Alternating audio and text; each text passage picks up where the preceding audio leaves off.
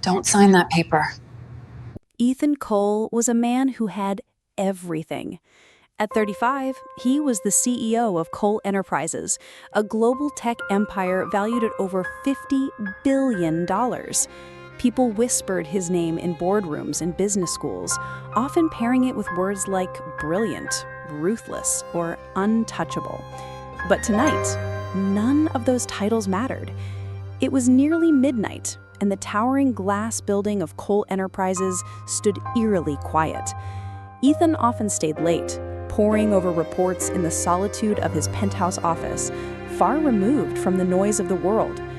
Yet tonight, a soft sound, barely perceptible, caught his attention. It was the faint hum of a song. Curious, Ethan set his pen down and stepped out of his office. Following the sound, he made his way to the 37th floor, a level occupied only by conference rooms and, at this hour, by the cleaning staff. And there she was. A young woman, no older than 25, was mopping the marble floors, her movements graceful, almost like a dance. Her long chestnut hair was pulled into a messy ponytail, a few strands framing her delicate face. She wasn't aware she had an audience as she softly hummed a melody, lost in her own world. Ethan was captivated. He didn't understand why. She wasn't dressed in designer clothes. In fact, her uniform was simple, even oversized. Yet, there was something mesmerizing about the way she moved. Confident, unbothered by the world's gaze. For a man used to being surrounded by people who wanted his attention, the fact that she didn't even notice him was strangely refreshing. He cleared his throat. She startled, nearly dropping the mop. Her eyes, hazel and strikingly expressive, met his, widening in shock. "I'm sorry, sir. I didn't know anyone was still here. I'll be quick, I promise," she stammered, cheeks flushing a delicate pink. Ethan found himself smiling, a rare, genuine smile. "You're fine. I was just curious. What song were you humming?" She hesitated, visibly nervous. "It's just a lullaby my mother used to sing. Nothing special." "Sounded special to me," Ethan said, surprising himself with the softness of his tone. He extended a hand. "I'm Ethan." "I know who you are, Mr. Cole," she said with a nervous laugh, hesitating before taking his hand. "I'm Mia Bennett." Her hand was small but firm, and for a brief second their handshake lingered, longer than appropriate. "You always work this late, Mia?" "Night shifts pay better," she replied simply, her voice laced with quiet dignity. "And it's peaceful. No one notices the cleaning lady at midnight." Ethan frowned slightly. He noticed. As the elevator doors opened, he turned back to her. "Thank you for the music, Mia." She looked up, surprised. "Most people tell me to be quiet." "Well, most people don't know what they're missing." As Ethan disappeared into the elevator, Mia stood frozen, mop in hand, her heart pounding. She hadn't expected the billionaire CEO to notice her, let alone remember her name. But he had. And for reasons she couldn't yet understand, that small acknowledgement felt like the first real note and a melody her life had been waiting to play. Mia Bennett had worked at Cole Enterprises for 2 years, but if you asked anyone to describe her, you'd get vague answers. The cleaning lady, right? Quiet, polite. No one ever looked deeper. She blended into the marble floors and glass walls of the skyscraper, her presence invisible amidst the suits and designer heels. But Ethan Cole noticed her. It wasn't just her appearance, though that was impossible to ignore. Mia had a kind of effortless beauty. Wavy, chestnut hair, always tied up loosely, large hazel eyes that reflected curiosity and grace, and a figure that seemed misplaced in the loose uniforms she wore. But more than that, it was her aura, a calm steadiness, like she belonged to a slower, more thoughtful world, untouched by the corporate greed around them. Ethan wasn't sure when his awareness of her began.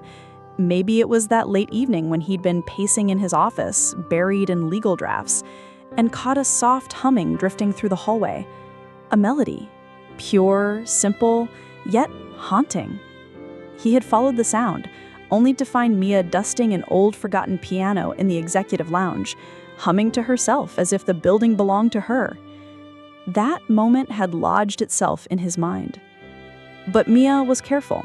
She kept her head down, avoided unnecessary conversations, and maintained a respectful distance from the powerful men and women she worked around. Her world was modest. Morning shifts, afternoon classes at a local community college, and evenings spent caring for her younger brother, Liam, who had been her responsibility since their parents passed away. Music was Mia's secret refuge. She couldn't afford lessons, but every evening, after the office emptied, she would sneak into the executive lounge, where an old grand piano sat neglected. The cleaning crew left her alone. They admired her diligence. They didn't report the soft melodies that lingered in the air as she worked her fingers across the keys. But that night, after the boardroom incident, things felt different. As she wiped down the glass tables, Mia's thoughts kept drifting back to Ethan Cole, the way he had glanced at her. Not dismissively, not like a man glancing at a janitor, but like he saw her. And when she had whispered, "Don't sign it," she wasn't sure why she did it. It had been impulsive, reckless even. But something in his eyes told her he needed that truth. She hadn't expected him to listen, but he did. The next morning, while polishing the floor outside the executive office, she noticed him again.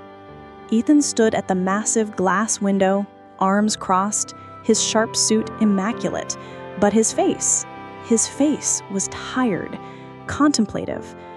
When his gaze drifted down and caught hers, she panicked and looked away.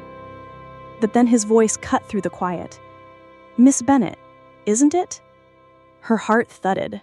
She turned, startled that he knew her name. "Yes, sir?" Ethan took a few steps toward her, his expression unreadable. "You spoke up yesterday, in the boardroom." She nodded, cheeks flushed. I'm sorry if I overstepped, sir." Ethan's lips curved into a faint smile. "You didn't. You may have been the only honest voice in that room." His tone softened. "Tell me, Miss Bennett, why did you stop me?" She hesitated. She could have brushed it off, excused herself, but for once, she didn't. Because it looked like no one else was going to. She stood straighter. And because sometimes people with power don't realize when they're about to lose the parts of themselves that matter. Ethan didn't reply immediately, but something in his posture shifted. A tension he hadn't noticed before eased. He nodded, almost to himself. "I owe you a conversation," he said. Mia blinked. "Sir?" He gestured to the lounge. "After you finish your shift, would you join me for coffee?" Mia's first instinct was to decline. She was a janitor. He was a billionaire CEO. This was a dangerous imbalance. But his tone wasn't authoritative. It was an invitation. Okay, she agreed, her voice small. As Ethan walked away, Mia leaned against her cleaning cart, breathless.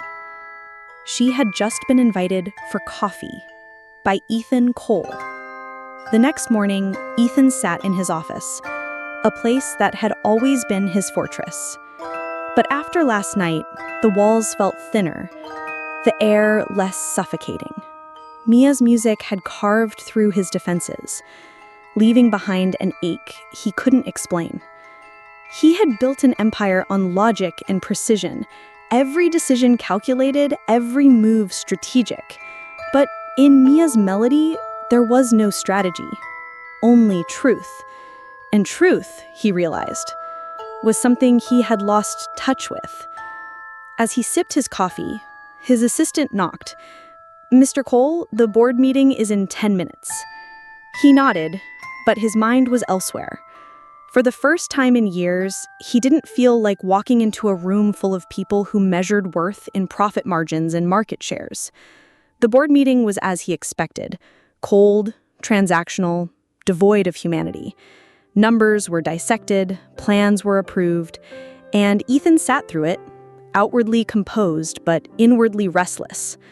When the meeting adjourned, Leonard Hargrove, the chairman of the board, pulled him aside. Leonard was a man who spoke in veiled threats and polished compliments. "You've been distracted lately, Ethan," his smile sharp. "The shareholders don't pay for sentimentality. Stay focused." Ethan's jaw tightened. He had built this company from his father's shadow, endured years of sacrifice, and yet here he was, being lectured like a child. "I appreciate your concern, Leonard," he said, his tone measured, "but perhaps it's time we redefine what focus means. Numbers aren't the only thing that builds legacy." Leonard's smile faded slightly. "Careful, Ethan. Idealism doesn't pay dividends." As Leonard walked away, Ethan felt an odd sense of clarity. For years, he had let men like Leonard dictate his choices. But last night, Mia had reminded him of a different kind of value, the invisible kind, that couldn't be measured in quarterly reports. He returned to his office and stared out the window. Somewhere below, Mia was probably cleaning another floor, unseen, unheard. Not anymore, Ethan thought. That evening, as Mia finished her shift, she found Ethan waiting by the lobby piano. He stood casually, hands in his pockets, yet his presence commanded the space. "You came back," Mia said, surprised. "I wanted to ask you something. Would you let me hear you play again?" She smiled, tired but intrigued. "Ethan, you're the CEO. You have concerts, galas, symphonies at your fingertips. Why do you need to hear a janitor play an old piano?" He stepped closer, his gaze earnest. "Because when you play, I remember how to feel." Mia's breath caught. Without another word, she sat at the piano. Ethan stood beside her, close enough to feel the warmth radiating from her, yet respectful of her space. This time, the melody she played was different. Gentler, tinged with hope. As she danced across the keys, Ethan closed his eyes, allowing the music to dismantle the last of his guardedness. When she finished, there was silence. Not an awkward, empty silence, but a full, comforting one. A silence that didn't demand words. "Ethan," he said softly, "come to dinner with me." Her eyes widened. "Ethan," he interrupted. Not as the CEO, not as the janitor, just as two people who could use a quiet evening. Mia hesitated. She had spent years navigating life with walls built high around her heart. But Ethan wasn't asking her to tear them down. He was simply offering to sit beside them. She nodded. "All right, dinner." As they left the building together, neither noticed the curious glances exchanged by passing employees. For in that moment, they were just Mia and Ethan, not bound by titles, but connected by something far more profound. Ethan didn't take Mia to a Michelin-starred restaurant or a lavish rooftop bar. Instead, he brought her to a small, tucked-away bistro near the harbor, a place with flickering candlelight, mismatched chairs, and a violinist playing in the corner. "I thought CEOs dined on gold-plated plates," Mia teased as they settled into a booth. He chuckled. "I've eaten enough soulless meals to last a lifetime. I wanted somewhere real." Mia smiled, warming to his honesty. As the evening unfolded, they talked. Not of business deals or corporate dramas, but of simpler things.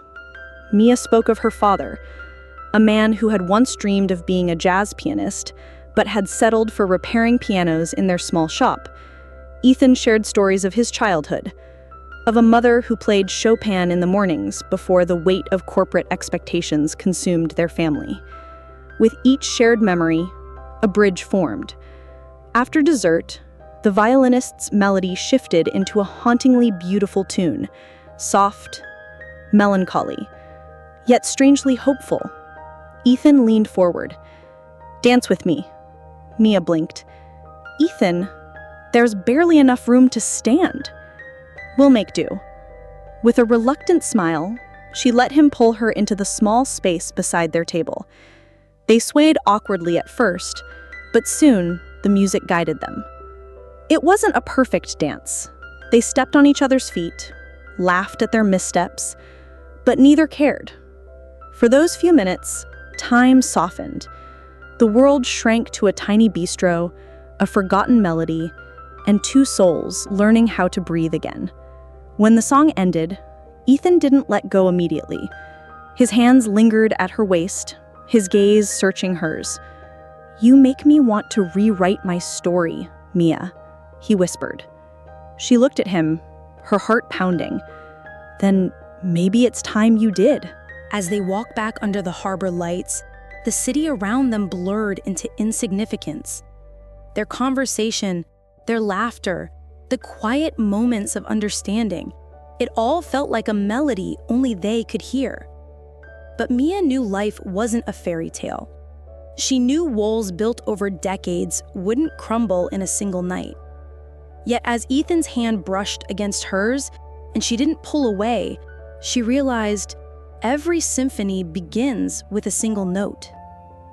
Ethan Cole had closed countless billion-dollar deals, but no negotiation had ever left him this unsettled. Every casual encounter with Mia Bennett seemed to strip away a layer of the armor he had worn for years. The woman who swept floors and fixed coffee machines had become a quiet force that lingered in his mind. One late afternoon, as a golden haze fell over the office, Ethan found himself wandering toward the employee break room, an area he hadn't stepped foot in since he was a junior analyst.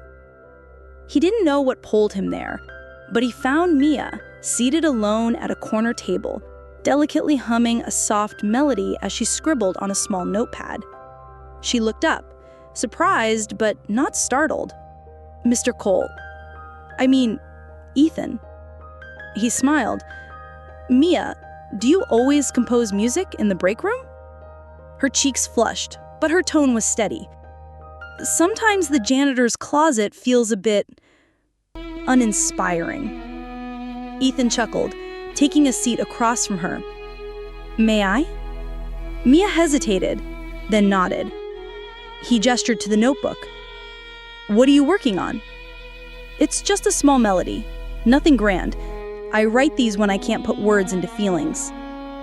Ethan tilted his head, listening as she softly hummed the tune again. There was a tenderness in her voice that made the sterile office space feel alive. He closed his eyes for a moment, imagining violins weaving around the melody. "It's beautiful, Mia," he said, opening his eyes. Would you ever consider playing it for a larger audience?" Mia laughed softly, almost bitterly. "I don't think boardrooms are ready for janitor symphonies, Ethan." He leaned forward, his gaze serious. "That's where you're wrong. The best music doesn't come from polished stages. It comes from people like you, who feel deeply and aren't afraid to be real." It was the first time in years someone had seen Mia beyond her uniform, and in that moment, Ethan wasn't a CEO and Mia wasn't a janitor. They were two souls sitting in a quiet room, sharing fragments of unspoken stories. But as Mia returned to her cleaning duties later that evening, Ethan's phone buzzed, a reminder of the world that always waited to pull him back. It was a message from his board of directors. "Final vote next week. Prepare to defend your position." He knew then that the real battle had yet to begin, and Mia, without realizing it, had become the melody that steadied his storm. The following week, Ethan's world narrowed to numbers, reports, and tense boardroom whispers. The corporate vultures were circling, eager to dismantle what they saw as his outdated, humanistic approach to leadership. In their eyes, empathy was inefficient. But amidst the chaos, he found himself stealing quiet moments, watching Mia as she worked with graceful efficiency. There was something grounding about her presence, something that reminded him of a life beyond profit margins. One late afternoon, as a thunderstorm battered the city, Ethan remained at his office desk, reviewing counter-arguments for the upcoming board confrontation. The storm's reflection painted wild streaks of lightning across the tall glass windows. That's when he noticed a familiar figure in the lobby security feed. Mia, drenched but determined, carrying a violin case. He rushed downstairs. "Mia, what are you doing here this late?" he asked, offering him his jacket. I didn't want to go home yet," she confessed, hugging the violin case tightly. "The rain felt familiar. My mother used to say storms are nature's way of reminding us we're alive." Ethan's expression softened. "Come with me. There's something I want to show you." He led her to a rarely used executive lounge with floor-to-ceiling windows where the city lights blurred against the rain. It was a place built for power meetings, but tonight it felt like a sanctuary. "Play for me," Ethan said quietly.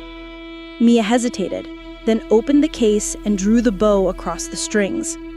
The melody was raw, unpolished, yet achingly honest. The room, designed for silence and strategy, now breathed with the pulse of her song. As she played, Ethan felt his defenses crumble.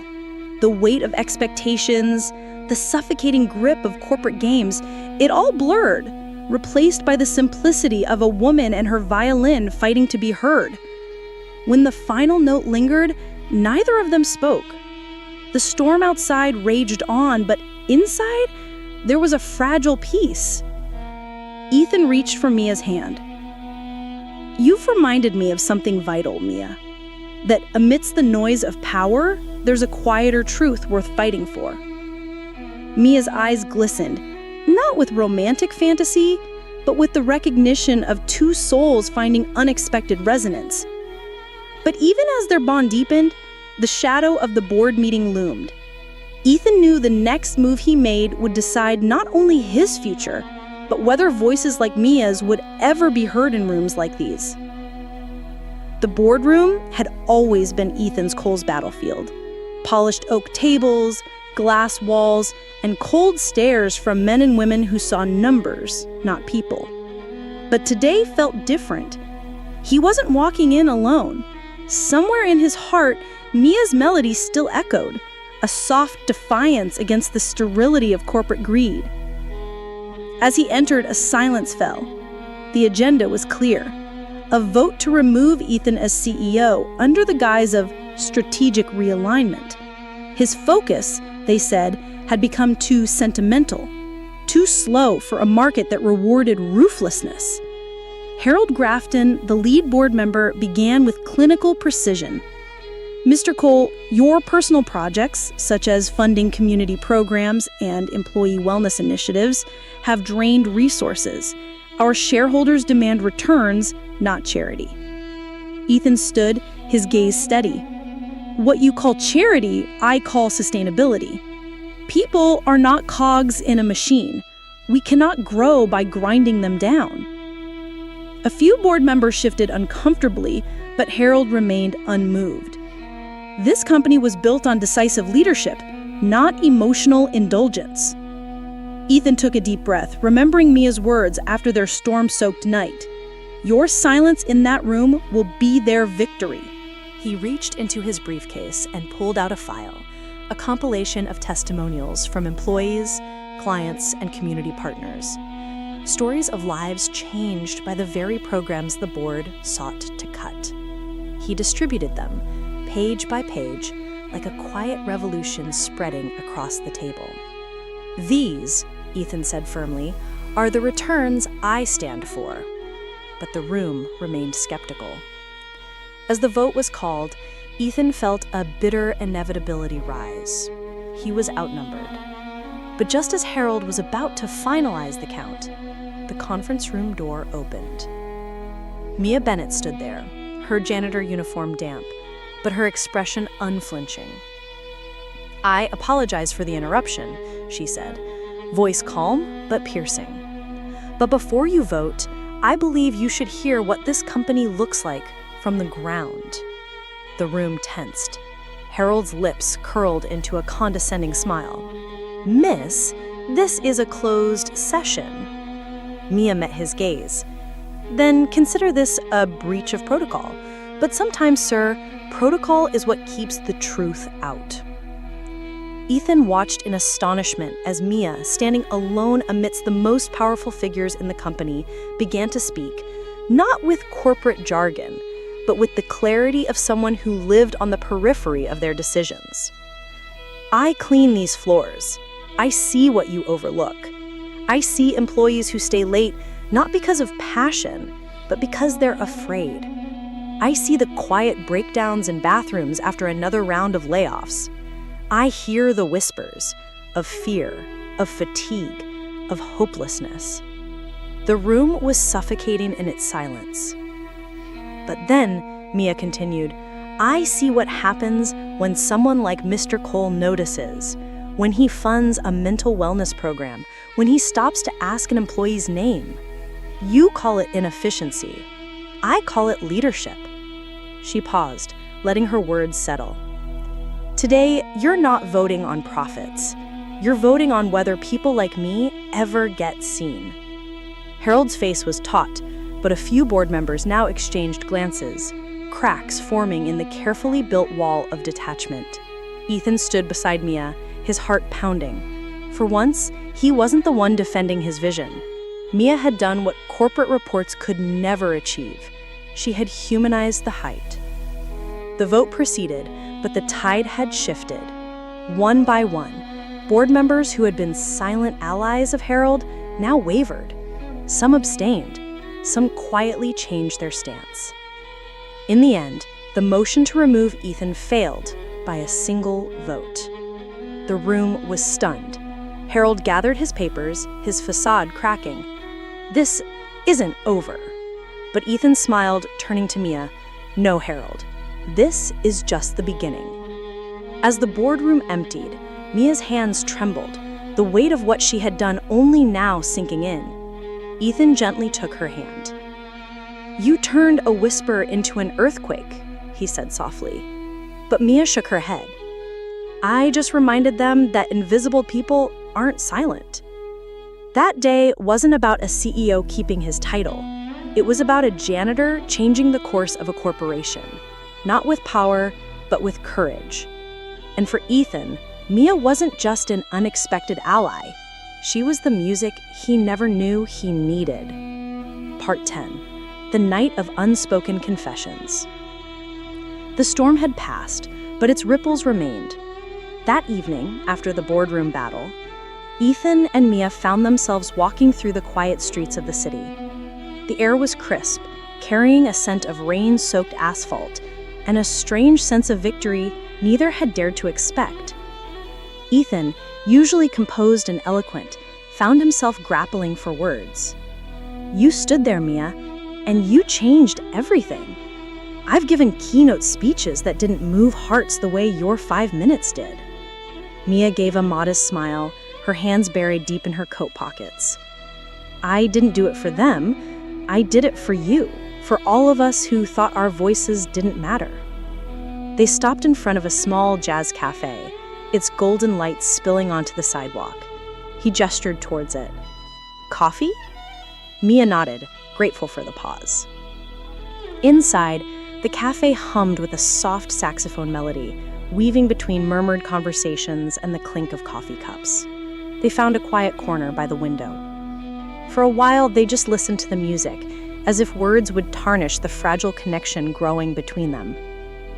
"I never thought I'd care this much about what happens in a boardroom," Mia admitted, tracing the rim of her cup. "But today, it felt like we reclaimed something." Ethan's gaze softened. "You reminded me why I wanted to build this company in the first place.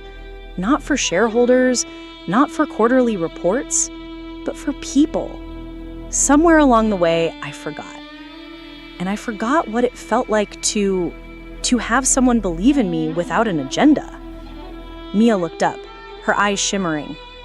"Ethan, you've always been seen as the untouchable CEO, but today, you fought for us, and that matters." Their hands brushed, an accidental graze that lingered just a moment too long. Neither pulled away.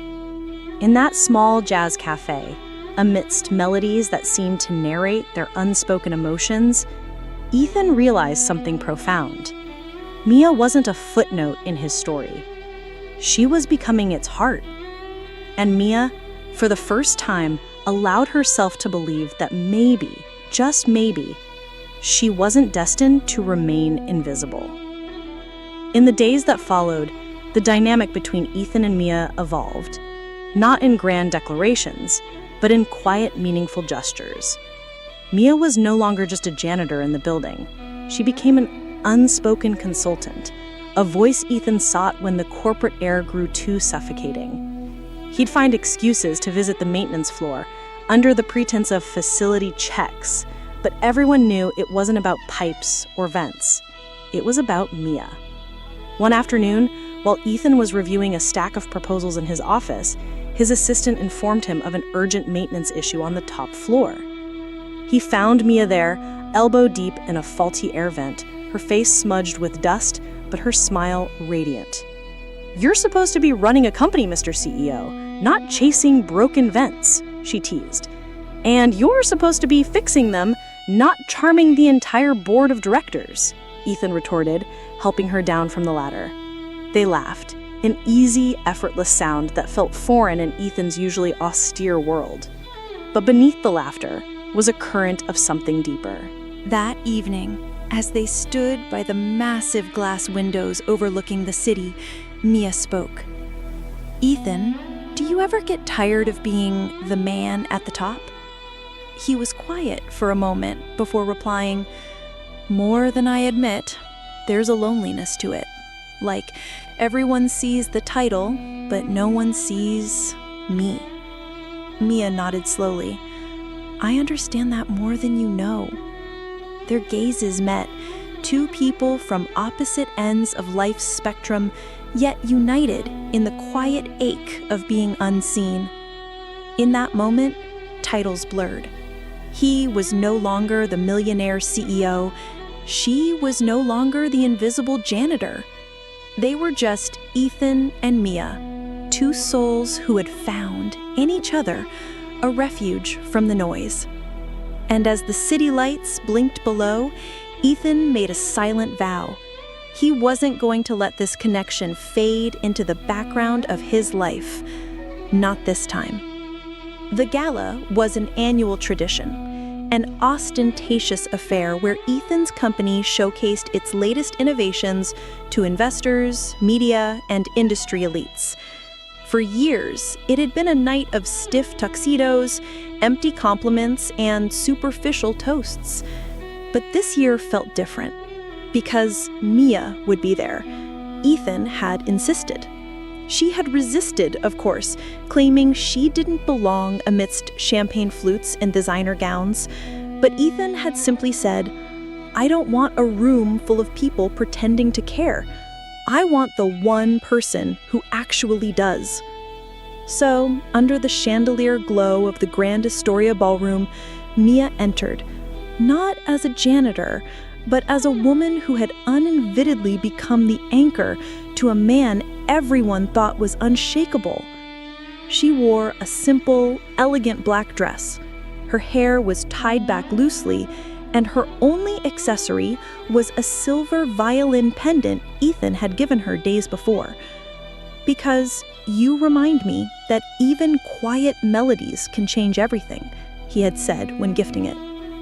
As she stepped into the ballroom, conversations paused, heads turned, not in judgment, but in curiosity. There was something undeniably magnetic about Mia's presence, a blend of grace and quiet strength that needed no embellishment. Ethan found her instantly. "You clean up well, Miss Bennett," he whispered, offering his arm. Mia grinned, slipping her hand into the crook of his elbow. "And you're not as insufferable in a tux as I imagined, Mr. Cole."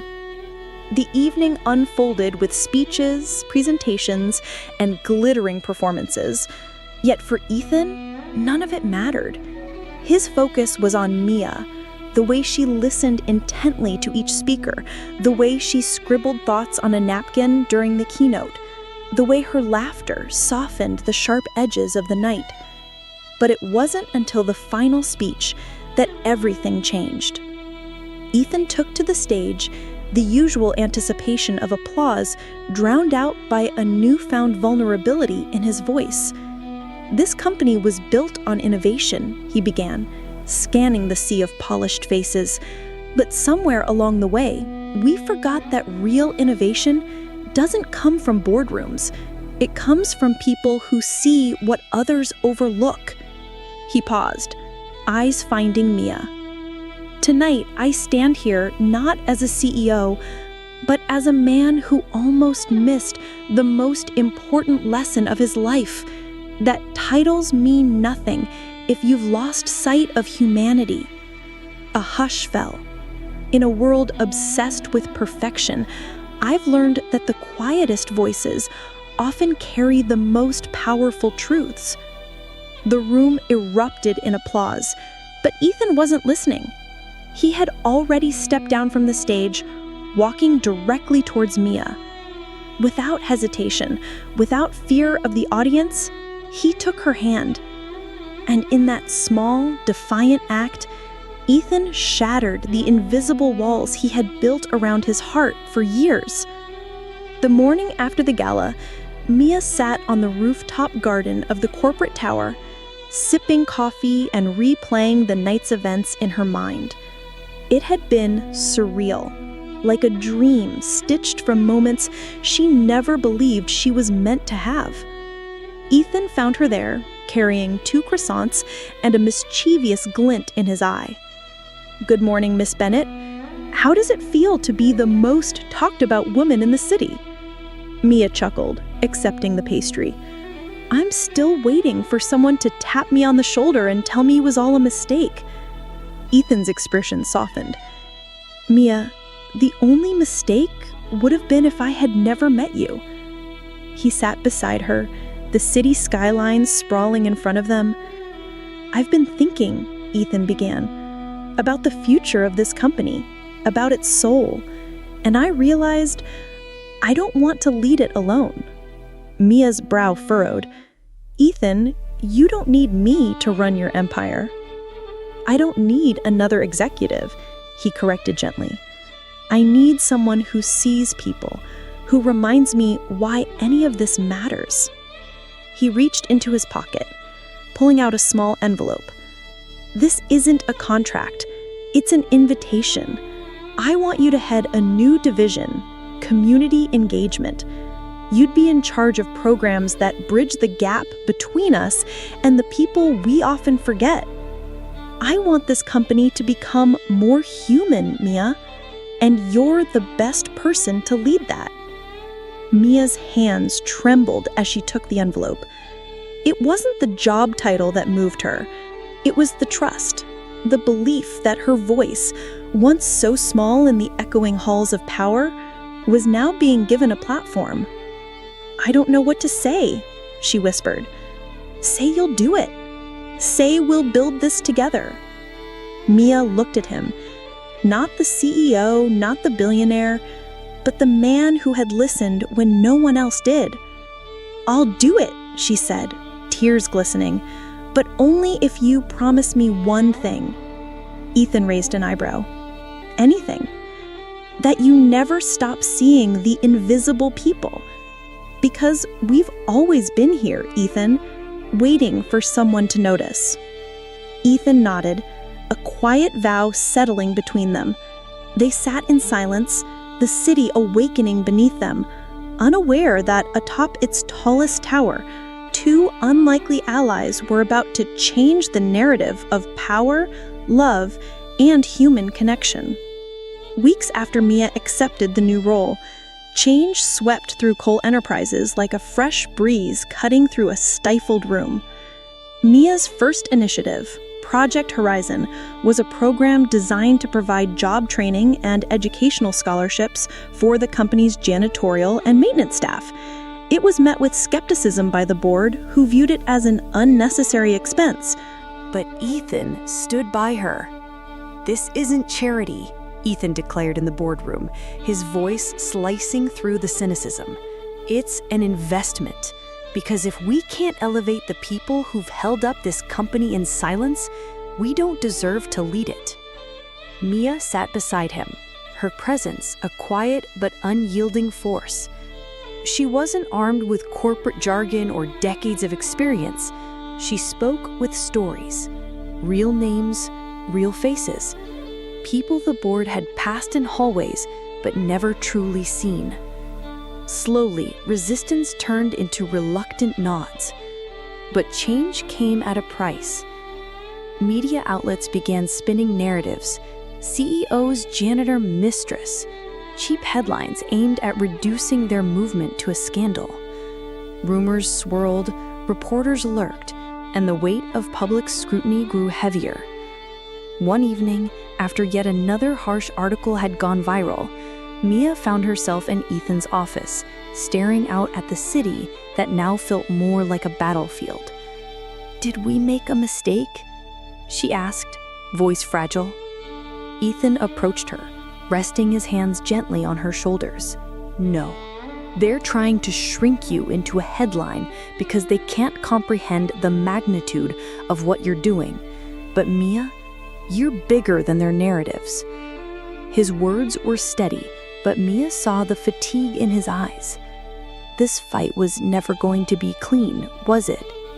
"No," Ethan admitted, "but we're not fighting alone anymore." Indeed, Project Horizon had sparked a quiet revolution. Employees across departments began volunteering, offering mentorship, tutoring, even childcare for single parents in the workforce. A ripple of human connection began undermining the cold steel of corporate indifference. But the tension came to a head during the quarterly shareholders' meeting. A faction of traditionalist investors, angered by the company's unprofitable focus on human-centric programs, attempted a hostile takeover. Their goal was clear: oust Ethan, silence Mia, and restore the company's priorities. The boardroom was packed, the air thick with expectation. Ethan stood at the head of the table, Mia seated quietly to his right. The opposition leader, a sharp-suited man named Preston Clark, laid out their proposal with ruthless efficiency. What Mr. Cole has failed to understand is that corporations are not built on sentiment, they're built on numbers, and as stewards of this company, it's our duty to protect its profitability. The vote loomed. Ethan could feel the tide turning against him. But as silence settled, Mia stood up. No script, no legal defense. Just her truth. "I used to clean these floors. I've heard the boardroom laughter, the dismissive whispers when no one thought I was listening. But what you fail to understand is that this company's strength has never been in its profits. It's in its people." She paused, scanning the room. Ethan Cole didn't change this company because it was convenient. He did it because he remembered something all of you forgot. Human connection isn't a liability, it's a foundation. Her words weren't loud, but they were heard. One by one, hands began to raise, not just in support of Ethan's leadership, but of a new vision of business, one where kindness was currency, and every employee, from janitor to CEO, was part of the story. The vote passed. Ethan remained CEO, but more importantly, Mia's voice had rewritten the company's future. Months later, Cole Enterprises no longer resembled the cold, towering fortress it once was. The lobby walls displayed murals painted by employees. A music room, inspired by Mia's quiet love for melodies, had been installed on the top floor, where lunchtime concerts became a new tradition. Project Horizon expanded into a nationwide model, cited in business schools as a case study of human-first innovation. But for Ethan and Mia, The most profound changes weren't in headlines or accolades. They were in the quiet moments. An afternoon spent organizing a book drive for employees' families. A late night where Mia fell asleep on the office couch, only to wake up with Ethan's jacket draped over her. Or a simple violin duet they played together in the empty music room. No audience, no cameras, just them. One spring morning, Ethan surprised Mia with a small velvet box, not an engagement ring, but something far more symbolic. Inside was a delicate gold pin, shaped like a janitor's key. I had this made because this key opened doors in my life I didn't know existed. It reminds me of the day you walked into my office and said, "Don't sign that paper." It reminds me that the smallest voices can unlock the biggest changes. Mia's eyes filled with tears as she pinned it proudly to her lapel. Their love story wasn't built on grand gestures, but on countless small ones. And when they finally stood together on the company's 50th anniversary, giving a speech to thousands of employees and families, Mia looked out into the crowd and smiled. Years ago, I thought I was invisible, just a janitor, sweeping up after people who didn't see me. But someone did, and that's all it takes, a single person choosing to listen. Ethan took her hand, their fingers interlacing like a perfectly crafted melody. "And now," he said, "we get to listen to all of you." The hall erupted in applause. Their story had started with a whisper in a boardroom, but it had grown into a symphony of small voices, voices that had once been overlooked, now rising in harmony. Invisible legacies, Mia realized, don't fade. They echo. They evolve. And as long as someone is willing to listen, the music will always find its way. If you enjoyed this video, don't forget to give it a like and leave a kind comment. To help the channel stay motivated to create more great videos, please hit the subscribe button. Wishing you happiness and peace in the light and love of God.